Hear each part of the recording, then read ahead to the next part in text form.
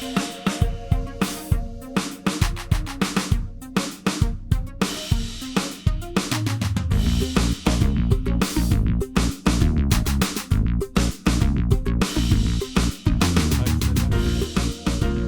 are we gonna go back to the Friday the 13th? Taika Waititi. Okay, hi and welcome to Behind the Hype. That was a bit of a botched opening, but I'll take it. Me, your host, is always Brian Dressel. With me, as always, is Chewy Darso. Hi. And Jonathan Hardesty. What? Hi, John. I'm here. Oh, man. I wanted to go for as nice of a weird intro as we could for the final week of Taika Waititi month. It's going to be very sad to say goodbye to Taika. Yeah. It's been a very, very good month. So far, out of all the months that we've done, I'd say this is our first, not necessarily flawless month, but first month where I've legitimately enjoyed every movie we've watched. Not just like aspects of it, but I've actually enjoyed and would return to each one of them. Yeah. Can't say that, I don't think, for any other person we've been talking about. Even if I've enjoyed parts of the movies, this is the first that I think we've gotten like across the... Well, there's always been one before that's been like, oops. And in this case, there hasn't. Yeah, so it's kind of sad to see him go, but, you know, that's what happens these days. We're going to run out of movies for them. I think we've already kind of run out of movies. Make more movies. Yeah, no, we did. Yeah. I mean, we've either covered it in our normal ATH episodes or we've covered it now. So I think we're kind of Taika out, which is fine. So this week, if you have not figured it out by us just not saying what we're talking about about Jojo Rabbit. Mm-hmm. Based on the book, I forget the name of it already, even though I've been looking at it like all day. Caging Skies. Thank you. Based on the book Caging Skies. And based on, I mean, it lightly references, apparently. There is a boy and there is a girl. Yeah, the boy is a Nazi, the girl is Jewish, and I think that's about where the similarities end. The mom has a tragic end. Yeah, mom still has a tragic end. We'll get into that. Before we do, was there any where have they been doing? I kind of have one. John, did you have any this week? No, I didn't get a chance to, mainly because they were all small ones. I was going to try to do a few, but never had enough time. So mine's a little bit less focused, but more scattershot. While I've been kind of at work, I've been leaving shows on in the background, and I decided to leave on a few episodes of What We Do in the Shadows. I'm not sure if they're any of the ones that he directed, but it's still something from his brain. So I think it still counts. And recording this on Thursday, we just found out that What We Do in the Shadows got a whole bunch of Emmy nominations. So good for What We Do in the Shadows. And it was a fantastic show. And it definitely feels very Taika. And a little Taika and a little IT crowd. That's mostly because of Matt Berry. But if you've ever enjoyed anything from either IT crowd, British humor, or anything with Taika, you should be watching What We Do in the Shadows. It's a just great show through and through. It's fucking hilarious. If you liked the movie, it's a little bit different than the movie, but also very similar. It's just great. It is. Yeah, both seasons. Just fucking great. So watch What We Do in the Shadows. Oh, yeah. No, I definitely want to see the second season when I get a chance. When that subscription comes around again on the rotation, that'll be the first thing I watch. Yeah, it's not quite as like laser focused as the first season of like they're just trying to get the story out there. It's a little bit more like piecemeal, more episodic in season 2. But not in a bad way. It's still very, very entertaining and still made me laugh like every episode. So it's not a complaint, just a slight change. Yeah. Okay, so if that's everything there, let's move into the Jojo Rabbit. John, I believe it's your turn for my breakdown really quick. For breakdown, let's pause here a second because I'm gonna have Jandy go to the other room because she hasn't seen the ending of it. Oh. Get out of here, Jandy. Yeah, I have to do the breakdown. So okay. So I'm just gonna say the ending when it gets to that point. Yeah, no, she's seen like everything but the last part of it. So okay, I might leave all of that in. That's really funny. Like, get Jandy. You gotta get out of here. Okay. So, Jojo Rabbit is the story of a young boy named Johannes Jojo Beltzler, and he's part of the Hitler Youth, a junior section of it, and really wants to be a part of that Nazi way. Got that big Nazi energy, and he is visited by an imaginary friend played by Taika Waititi, who is Hitler, or a cartoonish version of it. And he kind of helps with that indoctrination. And he, wants to prove that he can be violent and brave and all that. And so he throws a grenade and gets injured and has to then spend the rest of his healing at home, around town, putting up papers and stuff like that. And he discovers during this time a teenage Jewish girl hiding in his attic. And he finds out that his mother is the one who's been harboring her, the mother played by Scarlett Johansson. And so he acts out and tries to argue with her and say hurtful things to the Jewish girl. I'm trying to find the actress name, Thomasin McKenzie. Yep. And he even goes so far as to pretend that her fiance doesn't love her anymore. And he gets really mean. And eventually the mother gets caught in terms of her trying to spread propaganda around, and they get caught too when the Gestapo come in and scan the place, and eventually they kill his mother. They hang Scarlett Johansson, and after that the Allies come in and save the day, and Jojo kicks Taika out of his life, and quite literally. Yep. And then after lying to the girl one more time, Elsa, they dance at the end, and that's about it. Yeah, that pretty much sums it up.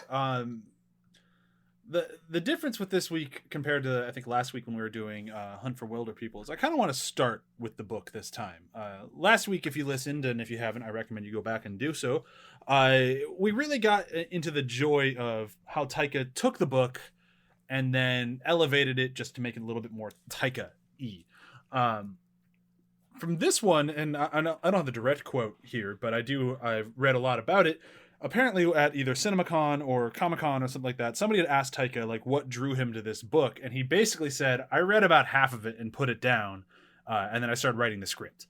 And from what I'm guessing, I don't think he really cares for the book very much, because the book, as I've read into it a lot, I haven't actually read it, is bleak as fuck. Okay. The boy loses an arm. It's not just he gets like a few scars on his face. The mom is not this whimsical, like, life is okay, like, as soon as we get through this it'll be fine.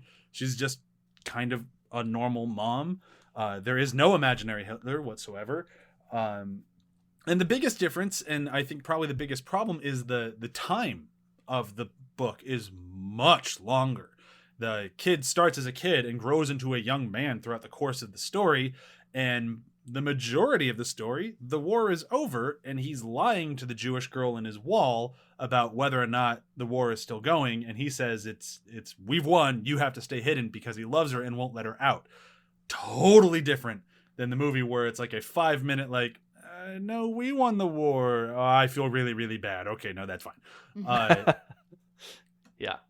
So there are, like, the structure is there, but I don't think it could be, as far as an adaptation goes, I don't want to say it's my favorite because I haven't read the book, so I can't honestly say, but this is like quintessential, like, what I talk about when I'm like, just adapt the book and make the best movie possible. Like, this is... Yeah, I was just going to say that. This is my example. Like, from here on, this is what I'm talking about. Yeah. Sorry, John, I stopped on you. What are you saying?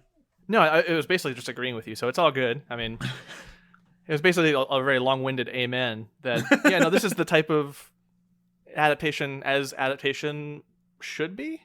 I feel like the way it's described from what you read and such is that it's more of a inspired by than it is an adaptation.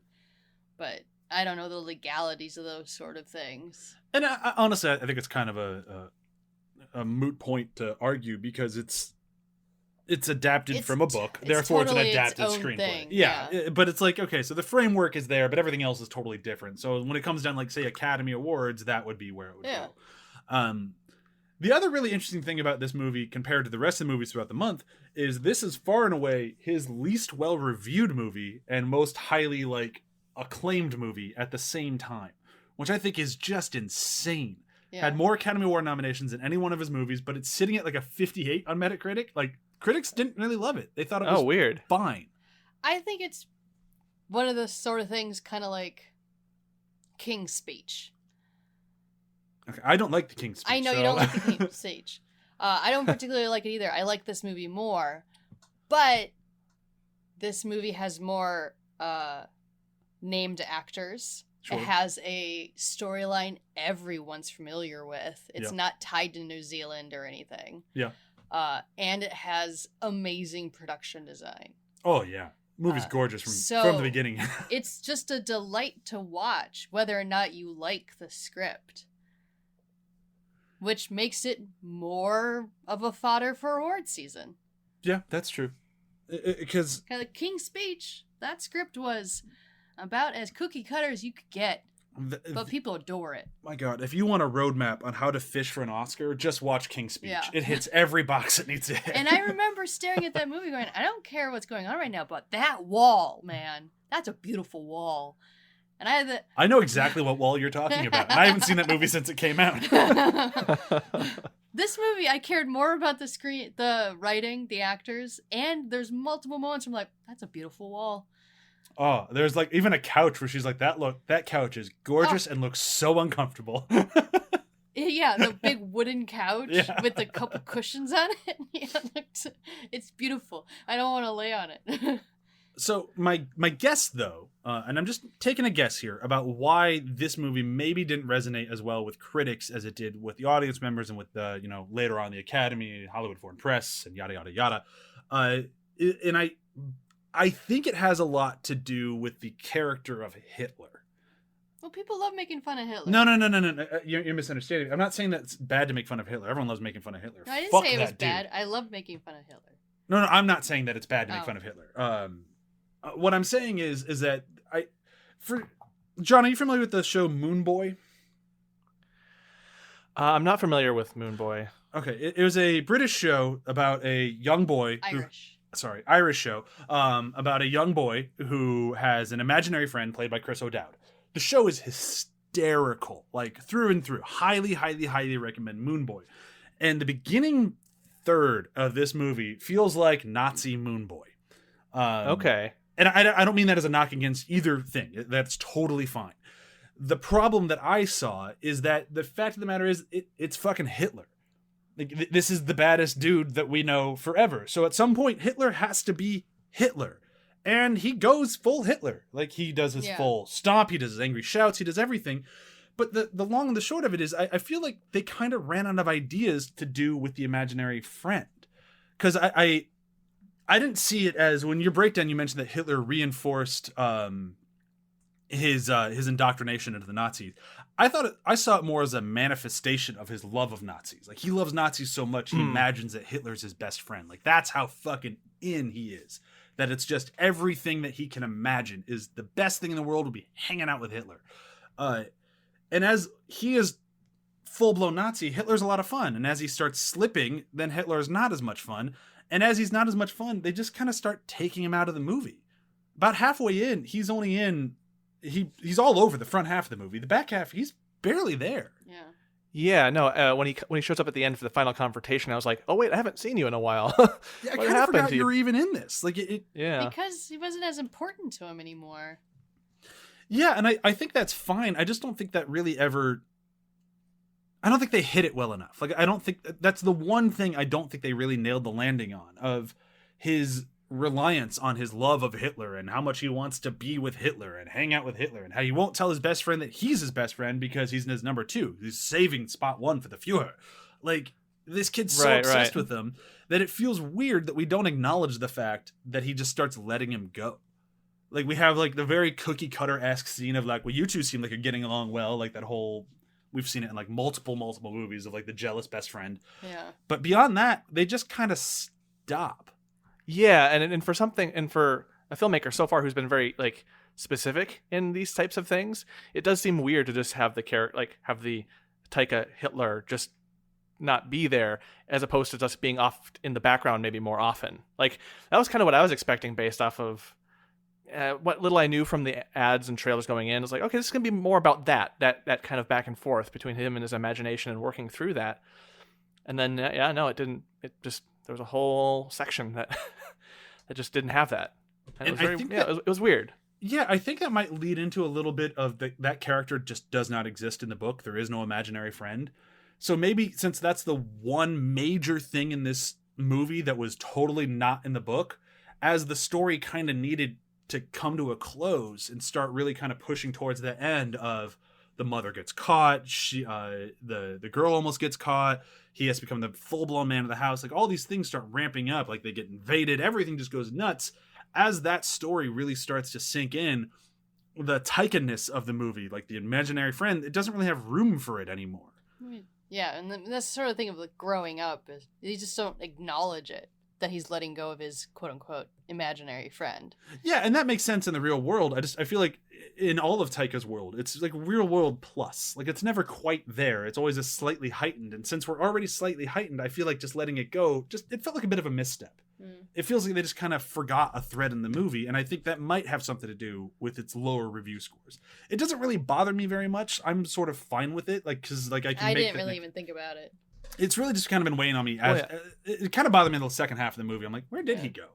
And why when he shows up is he only a dick now? Like Hitler's a dick. I get that, but and I can see how that could. When I've talked to some people about it, they've kind of not really been too as into the Taika Hitler character, and I mean, I can only imagine, and especially some reviews I've read, where they're like, what is he doing with this? He's not doing enough. That it's just because he leaves for a good chunk of the movie that it doesn't feel like they're doing anything. And I think that's probably what more people reviewing this are queuing in on. It's just like, yeah, it's just that character was there in the beginning and to kind of get us going, and then the rest was something else. Yeah, and I feel like it's not Taika's fault. Like I don't blame him at all for this being a problem, because if you look at the movie just as the movie is, it's not Hitler's movie. He really is just kind of an afterthought. And the problem is that he cast himself as Hitler, and then all the trailers just had Hitler featured all over. And I never even watched the trailer, but I'd seen the Facebook banner ads, I've seen the IMDb banner ads, and it's just nothing but the camp sequences with Hitler running with him like right before he throws the hand grenade. It's that, right. Or like the Winston Churchill line. Like it's just all Taika. And that's great because Taika's very funny in the role, and he hits the serious notes very well in the role. Throughout this month, I've just kind of gone, man, Taika's a way better actor than I thought he was. He's great. But I still just don't feel like the character worked as well as I wish it had. But I mean, I guess it's not a problem to dislike Hitler. Yeah. Dang. I don't like Hitler. This went expectedly. Damn. It's just you don't have, when you're trying to mix zaniness with seriousness, one of them always has to let go a little bit. Yeah. And go away faster or whatever to maintain an emotional climax. So him discovering his mom has been murdered by the Third Reich, it's really hard to bring in goofy Hitler. Yeah. Yeah. And that's also probably another kind of offshoot of what we've been talking about. Is just the time period set in, the scenario, the situation, the circumstances. It's going to be hard to have that in there. Yeah, I agree totally. I would say, after watching this, I'm just assuming Taika Waititi likes Hogan's Heroes. Very interesting that you say that. The way that he plays Hitler reminded me a lot of Colonel Klink, and the roles between Sam Rockwell and Theon Greyjoy, because I'm never going to remember his real name. It's Alfie Allen. It's a very easy name to remember. He looks like a Theon Greyjoy. He does not look like an Alfie Allen. Sure. Their roles kind of made me think about Hans Schultz, specifically the way that Alfie Allen talked. And that's one thing that kind of boggles my mind a bit. When one of the criticisms this movie has is that people didn't like that they made Nazis funny. And I'm like, that's not a new concept. No, I mean, go back to the producers. Yeah. Springtime for Hitler, man. Like, or the Great Dictator. Yeah, Great Dictator. Go even farther back. That's Charlie Chaplin did this. It's one of the things that you do to someone you beat, essentially. Yeah. You make fun of them. Yeah, and so far in all our Taika month, he's been taking serious issues and kind of working through them with comedy. Yeah. And how can you, like, what's the worst thing? This situation is probably one of the worst we've experienced in history. And wow. I guess it can be sensitive for some people because of how Nazism is coming up more and more now. Yeah, that's really unfortunate timing. Yeah, that is a complaint Joker, I've read too. They're like, you shouldn't do this right now. People will get the wrong message. I'm like, but it's not our fault if they do. I don't think anyone's going to watch Jojo Rabbit and actually think that Hitler was fun like that. The man didn't drink and he was a vegan. And let's be honest, the movie doesn't make Hitler seem that much fun. He's fun if you're into the same things he is, but the second you're not, he's a dick. By the way, I don't know if you remember if he was vegan. I know he was vegetarian at least. I honestly don't remember, but fuck that dude. If we get his facts wrong, who cares? Yeah. Fuck him. Yeah. We misrepresented him. Yay, we did it. We win. But that's kind of like, just going back to like Taika taking this role and like giving himself the role. I remember watching an interview with him, like, so what are you doing to research? Like his mannerisms went like, I'm not doing any of that. He's a horrible person. I don't need to do a good representation of him. Yeah. So just when I would read that is one of the criticisms of this film, I'm like, that's weak. No, I thought it was stranger. And again, I'm just listing out the problem, like the problems that I've heard. These aren't necessarily my problems. It's just, if I'm just going to sit here and gush over a movie, I've already done that for 3 movies in a row. I don't need to do it again. There's actually people who dislike this one, so I can talk about what they didn't like, even if I disagree with them. The thing that I thought was stranger was having likable Nazis. Not funny Nazis. Like, funny Nazis, whatever, make fun of them. But they made Sam Rockwell a legitimate, likable guy. Like, potentially gay. So they didn't really fully solidify that, so that would make sense if he was gay, especially gay with his with Theon Greyjoy. With Alfie Allen, please. His sister will write a pop song about you. Will be just fuck you over again. That's fine. Do it. I dare you. Bring it on, Lily. She's got a very pleasant voice. She does. She sings "fuck you" very politely. I can't wait to hear it. I bet it'll be great. Anyhow, I get the idea that if these two were gay men in the Nazi party, yeah, they just kind of have to go along with things. And that would make sense, because he definitely doesn't really seem into the whole Nazi thing. He, like, even at the camp, he's just like, oh, whatever, I'm just doing my job. Probably drunk through the whole thing. Like, it really looks like he's just trying to do what he can to survive. And then you get moments near the end, like when the Gestapo shows up, which we'll get to that. Don't worry about it. But when the Gestapo shows up, he lies for him. Yeah. Like, from that moment on, it's like, oh, nope, he was a good dude the whole time. And then even at the end of the movie, they put Jojo in a line of Nazis to get killed, and he saves them. Rips the coat off of him as like the identifying thing, calls him a Jew, and throws him away. Like he does everything he can to save him. Like they make him a legit good person. Well, maybe that might be he's still a fucking Nazi, but they make him the best person in the movie who is a Nazi. Yeah. And I thought that was, I could see that rubbing people the wrong way. I think there's enough in the movie to give it context that it's not a problem, but I could still understand where people are like, I don't want to like him, he's a Nazi. Right. And I think that's where, the context of the movie helps a lot, especially if you're just going in hearing someone's recommendation and saying like, oh, there's a likable Nazi character. It's like, oh, well, that's not a good way to lead with that. He still dies. Yeah. He still gets shot at the end. He still loses. He still pays for his crime. Yeah. And even though he did one nice thing or 2 nice things in this case, I feel like the movie, at least in my mind, didn't let him off. No. Because he still gets the shit end of the stick at the end of that, deservedly so. Yeah, absolutely. Which is nice. Like, even if he does a couple of nice things, he was still a fucking Nazi. So it's still just like, okay, well, then there you go. It's just strange. Like, and like we mentioned, like right before we started recording, like this is a weird movie, and it's not weird in like a like Brazil sort of thing. It's just weird in like that whole tone. But I don't mean weird in a bad way. Like I found this movie kind of like a breath of fresh air. Like kind of like that's what this whole month has been to me. Of like it's just a different way to tell a story. Yeah. Because when you break it down, like we've seen this sort of story many, many times, especially about World War II, about German, like there's even a boy in the striped pajamas. Like that is a far more serious version of this. But it's still like the whole like, near the end of the war, a lot of German people realized that Hitler was lying to them. Yeah. About everything. Maybe we chose the wrong side. Yeah. So it is kind of like it's nice to see that sort of story at the end of the war and seeing these German people be like, holy shit, we got so fucked by this guy.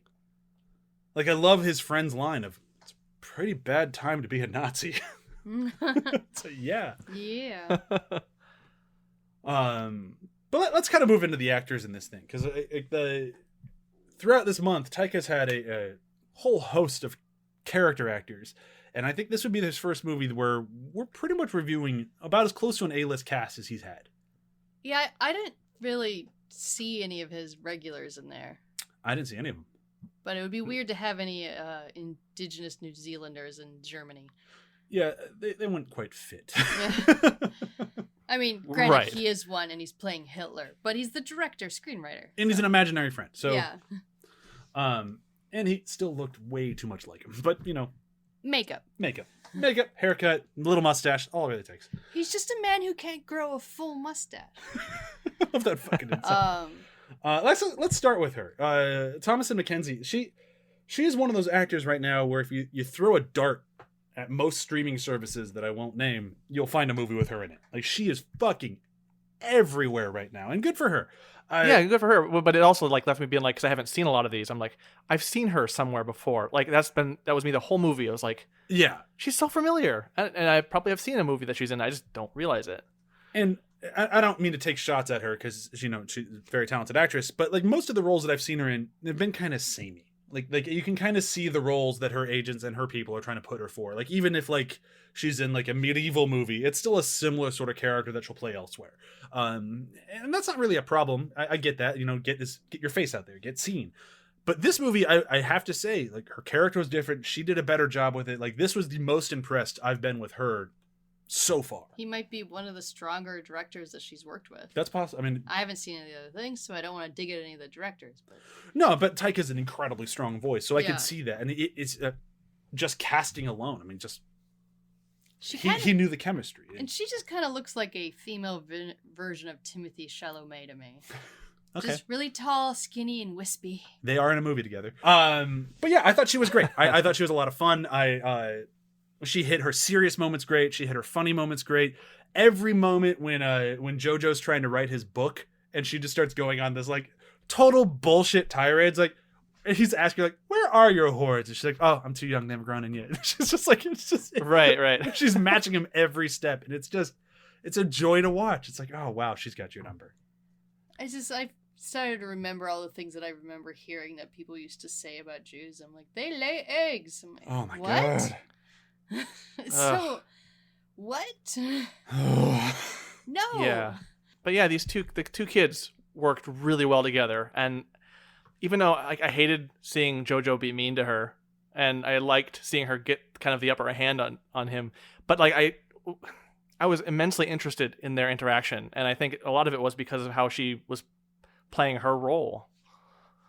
Like, yeah. I like the actor who played Jojo, but like she was really kind of the center for me, the thing that was drawing me into this.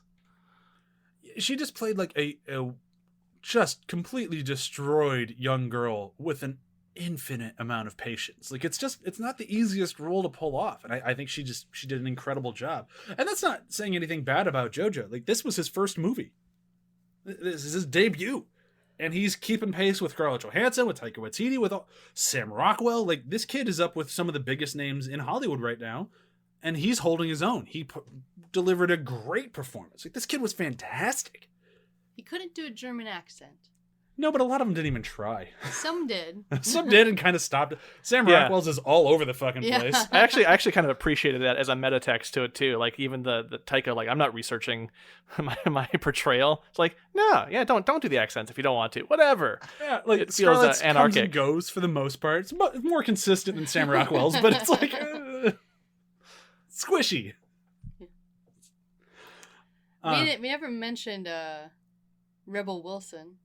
Oh, I haven't mentioned Rebel Yeah. Wilson. She doesn't do a German accent. She She she about tries. as good as Sam A little Rockwell. bit, tries. Yeah, no, she doesn't like she does what she like. I feel like she's like, someone do an imitation of Yeah, an I guess accent. It's like, sure. I guess I didn't bring up Rebel Wilson because I just felt like Rebel Wilson was there being Nazi Rebel Wilson. Like, she just Yeah. didn't really do much with the character. She's like, I always enjoy seeing Rebel Wilson because she can be very funny. She's enjoyable. but she didn't really add much to this movie. She had 18 kids. I mean, she added a lot to the Nazi party. She didn't add a lot to the movie. Yeah, but even still, like, her inclusion feels like a good, like, a notch of, like, a positive for Taika's, like, portrayal, like, his movie here. Just, of course there would be a Nazi Rebel Wilson type. Let's put her in here and have her riff. Like, whatever. She's one-dimensional. So are a lot of those people, right? Yeah, and it's just like she absolutely hit the notes that she needed to hit. She was perfect for what the movie needed her for. There just really wasn't much there, but that's fine. Not every character needs to be. Whereas, like, say, Sam Rockwell and Alfie Allen, like, these two guys, they have such backstory and such character moments and such character development.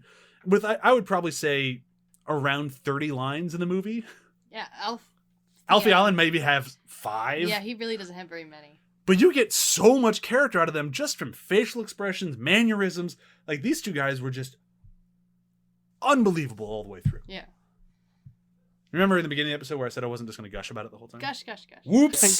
Gush. If I'm going to gush, it's going to be on the wallpaper, man. Oh, the wallpaper in this movie. Oh, my God. Oh, you should have put down some newspaper before you gushed everywhere. Oh. I'm sure you guys... Yeah. I was going to say, are you telling me to put newspaper over the wallpaper? Because no. No. Here, We'll get to the production design. Let's finish the actors first, though, because we still haven't hit former focus of an entire month, Scarlett Johansson. Oh, yeah. She was also beautiful. I loved her in this. Holy crap. Like, She is so talented. She was able to reach her hand into a pile of ash, rub it across her face, and not smudge her red lipstick.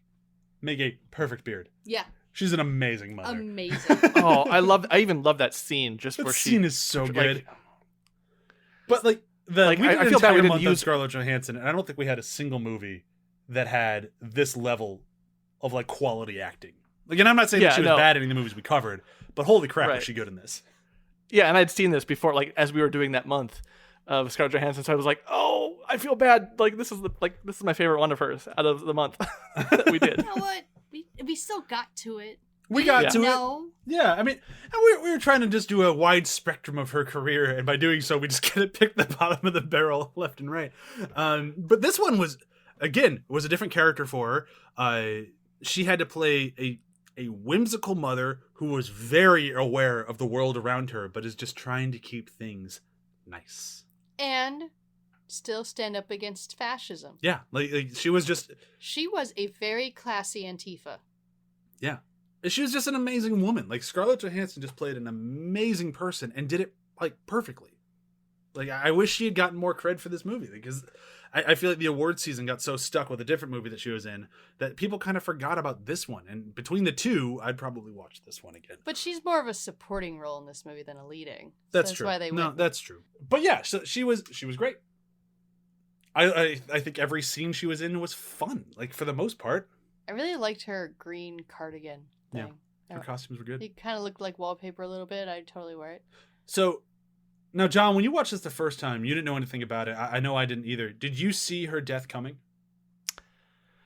I mean, judging from history and how these things go, I should have. But I will admit I was a bit surprised.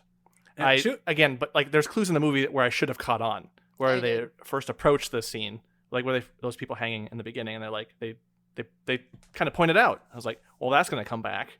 Yeah. And I should have known. I was so wrapped up in just really liking her and liking these characters and the interactions and all that. I got distracted, so I was kind of hit. Kind of came out of left field, or it felt like it did. I think they did a great job with it, but as soon as she said, like when he said, "What did they do?" and she said they did what they could, I'm like, she's gonna die. I started. There it goes.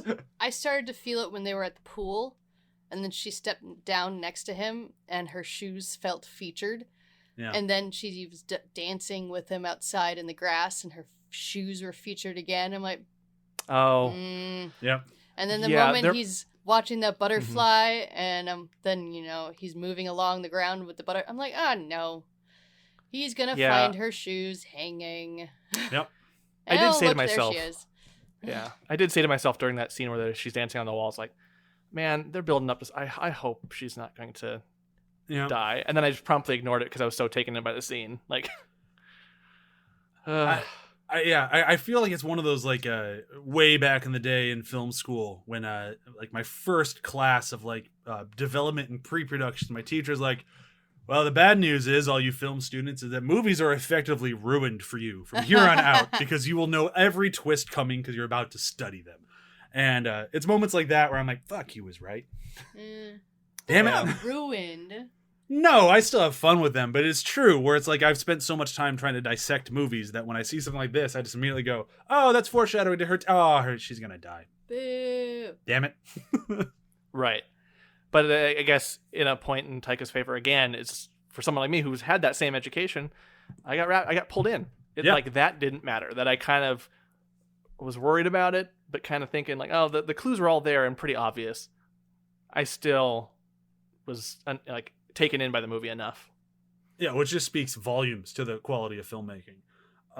One last character we have to mention before we move into the production design, because it was so much more noticeable here than I think the rest of his movies that we have to talk about it for a minute, and I'll let Chewie lead that. But we have Stephen Merchant in a movie, and I have said many times that Stephen Merchant will make any movie better.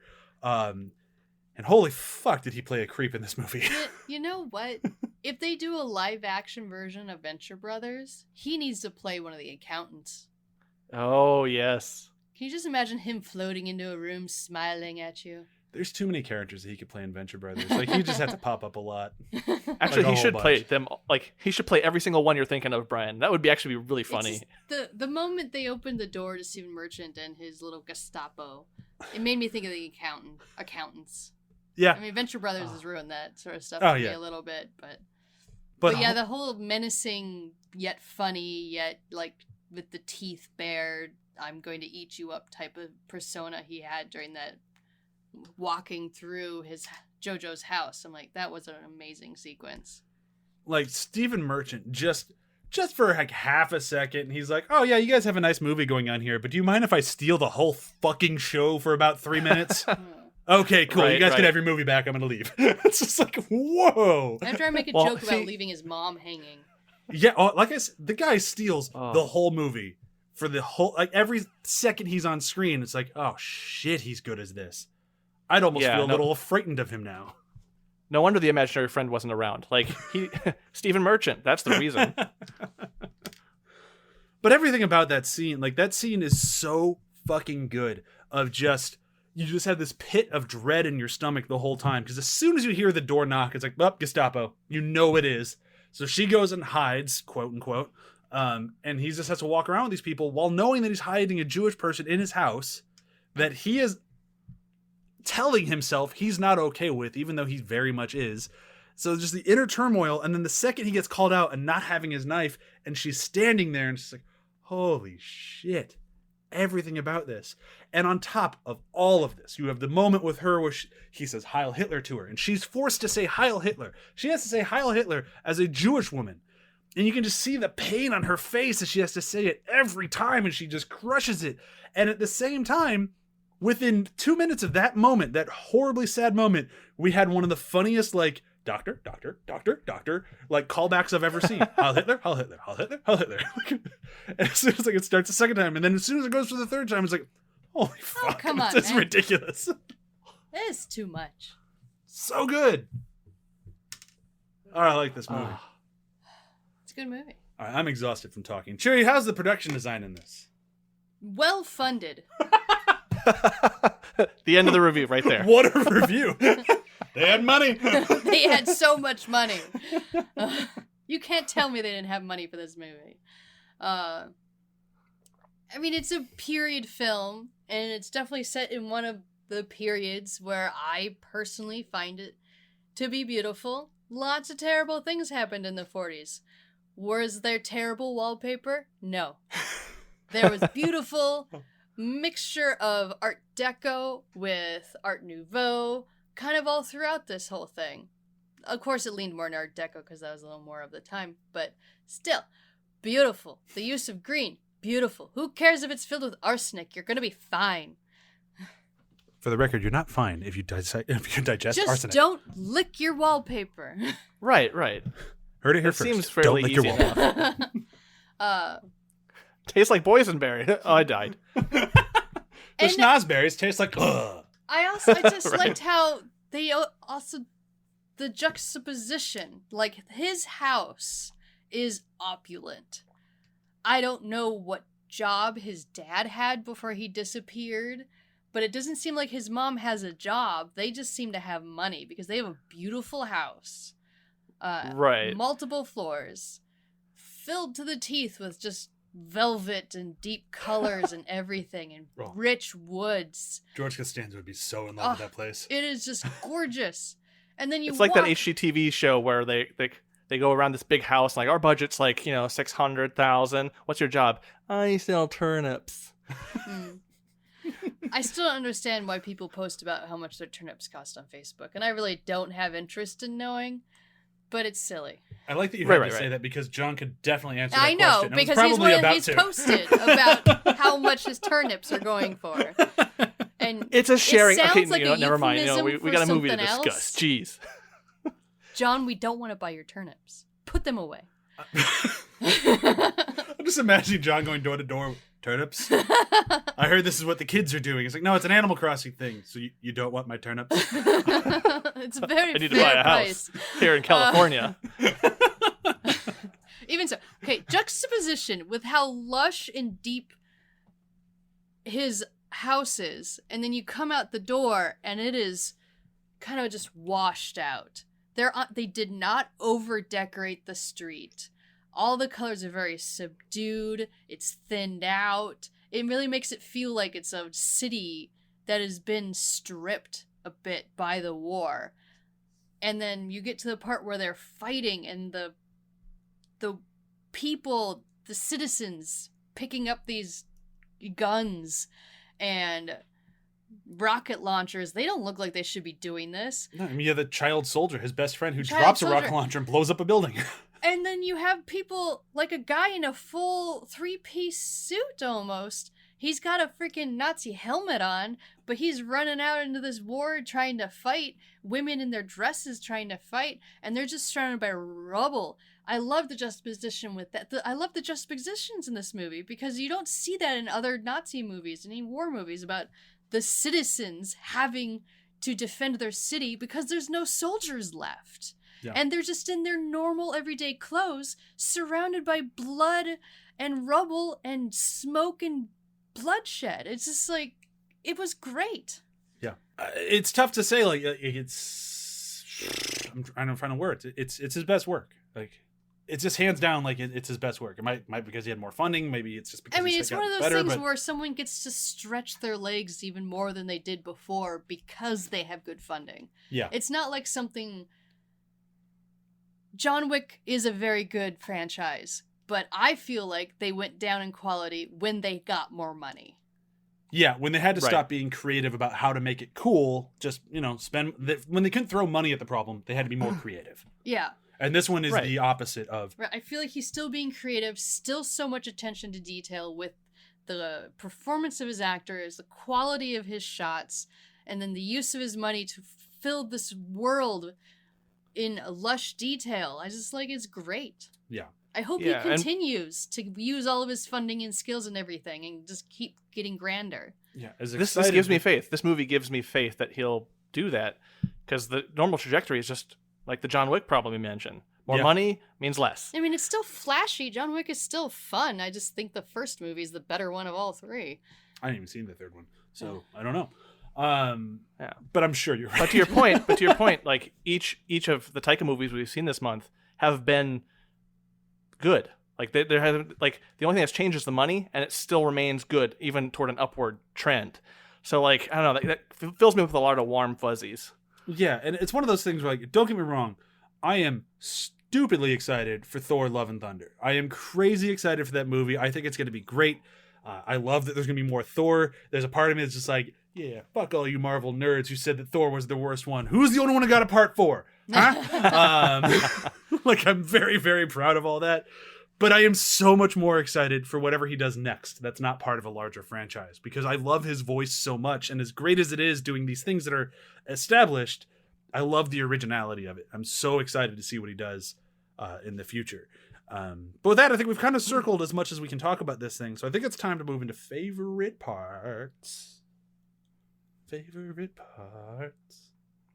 He's looking at me and doing this wave with his hands. I'm like, Doing a what dance. are you talking about? Favorite parts. Yeah, I mentioned earlier my favorite part is the Scarlett Johansson scene where she she pretends to be the father and does her whole bit.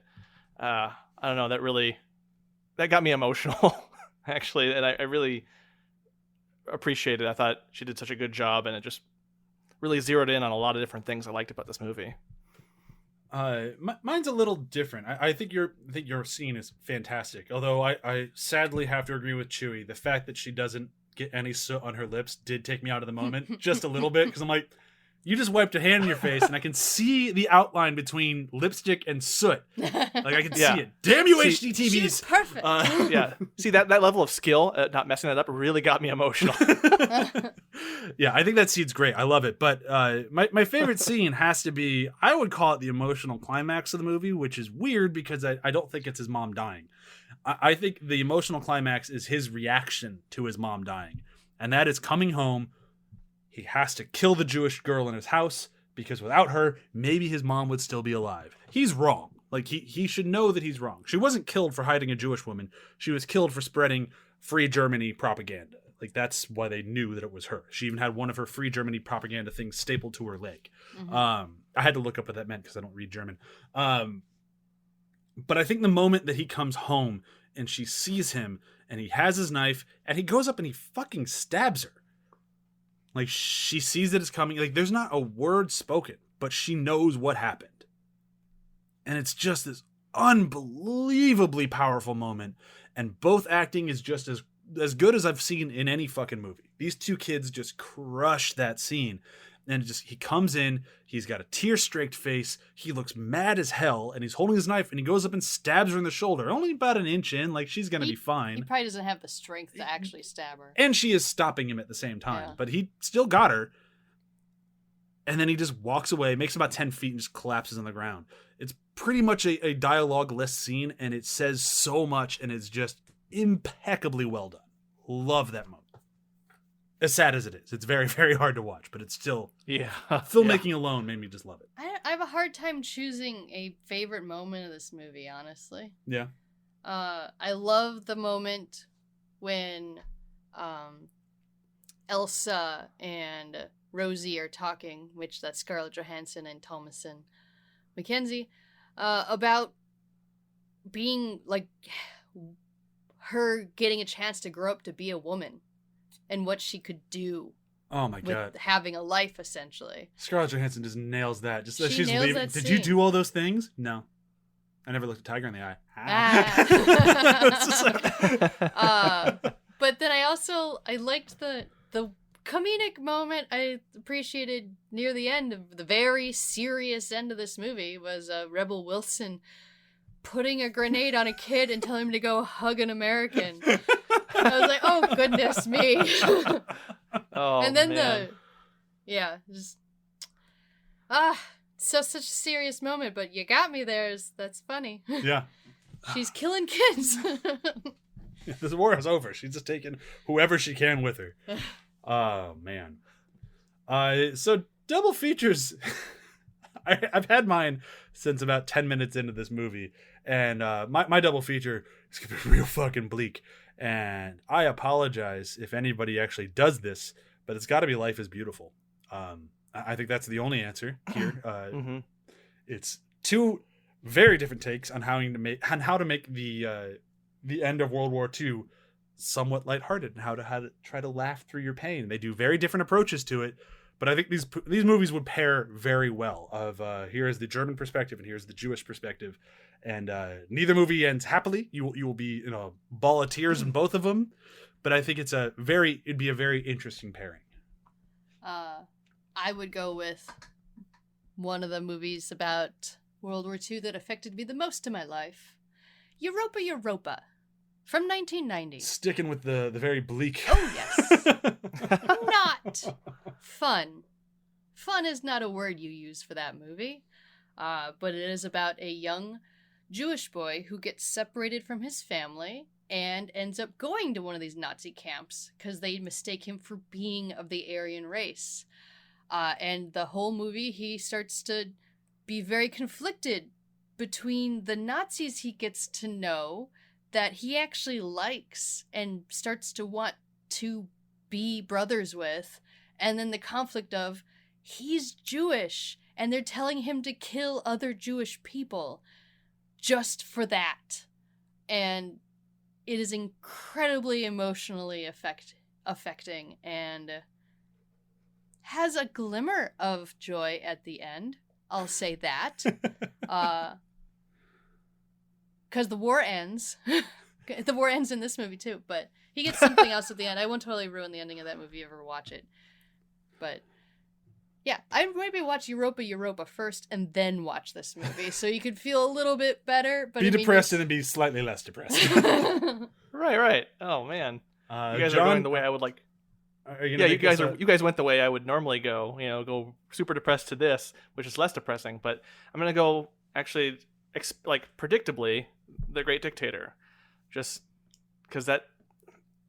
Yeah, just I really like Chaplin's comedy and even his more politically minded films and stuff like that. I like all of his stuff, and I think his speech is so powerful. And to have that coupled with the bouncy ball scene, with all the stuff we got in this from Taika's perspective, it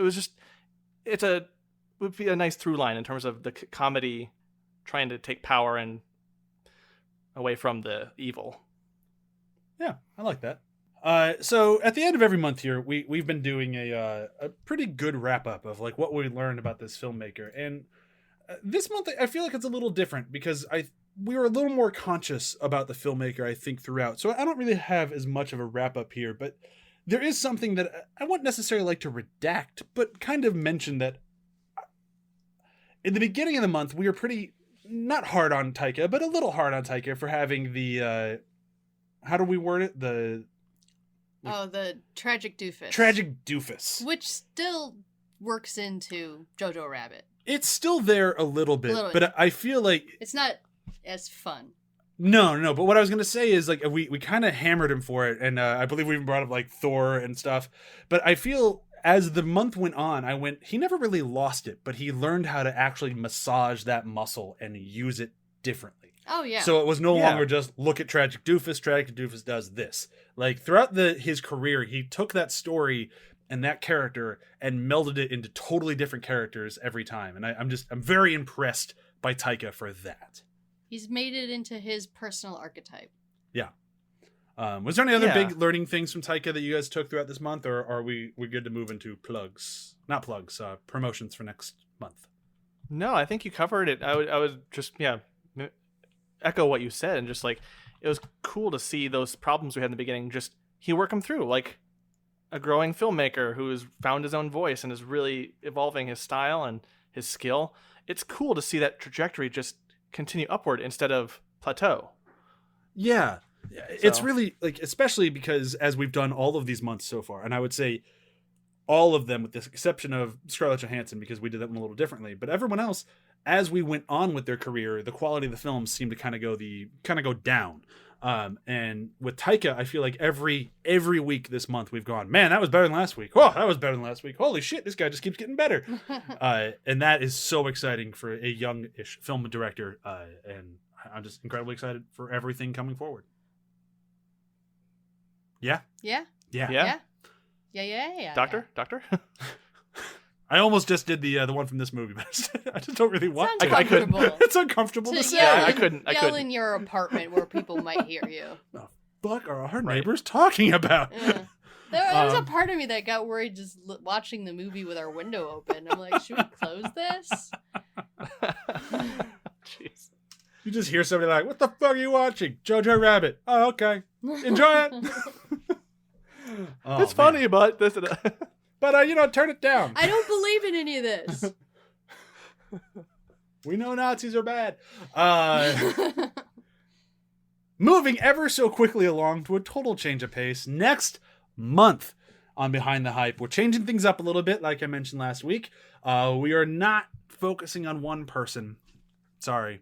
Got to focus on one organization. One epic organization spanning almost 50 years. One of the biggest titans in entertainment ever. Saturday Night Live. They have gone and made a number of movies to varying quality and success. I honestly thought it was more. It's not that many when you look at it. But we will be covering, definitely starting next week, The Blues Brothers, which I'm so excited to rewatch because I love that movie. Hey, Nazis are coming back. Hooray.